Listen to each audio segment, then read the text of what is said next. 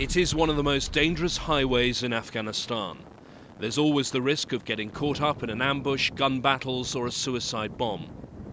Staff working for Emergency, an Italian NGO, are never armed. On the journey they travel in 2 cars in convoy and keep in constant contact.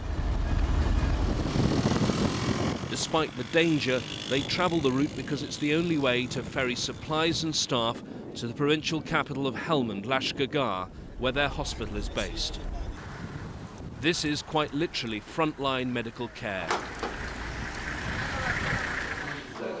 The hospital's mission is to treat war victims, and the majority of patients here suffered their injuries as a result of the ongoing heavy battles in this region. Most are civilians, some are fighters. The hospital makes no distinction, all are treated. No any difference. Sometimes it happened to have in the same ward one guard and one Taliban in the same ward. Outside the hospital there are 2 tents. Most of the time they're not used, but this is where the hospital deals with the aftermath of suicide bombs. The surgeon told me he'd recently been treating a young mother, Gul Paida, who was caught up in a gun battle and will never walk again. 2 days ago we got a young woman, 20 years old, she had a child, she's paraplegic because of a bullet. Just a bullet injury, a civilian. And that bullet is not a Kalashnikov.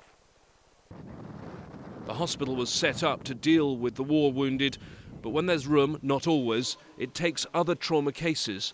Some have been injured in road traffic accidents, others are the victims of domestic violence. The head nurse grew up in a conflict zone. Carl Boyle comes from Northern Ireland, but he says nothing could have prepared him for what he's found here. It's especially difficult when you see children, young children coming in with gunshot injuries and explosives, losing limbs, losing arms, and it's difficult. At the time, you've just got to crack on and do your job. And after a while, it seems cold to say it, but you kind of get used to it. You kind of say, okay, this is the way Afghanistan is, and this is what we must deal with. When this hospital was first set up 3 years ago, there were a number of other international agencies doing medical work in this region. However, now, because of the deteriorating security situation, they've all fled the area, and this is the only facility of its type for hundreds of kilometres. But the medics here say whatever the risks, they must stay. The hospital is saving lives every single day. James Bayes, Al Jazeera, Lashkar Gah, Helmand in southern Afghanistan.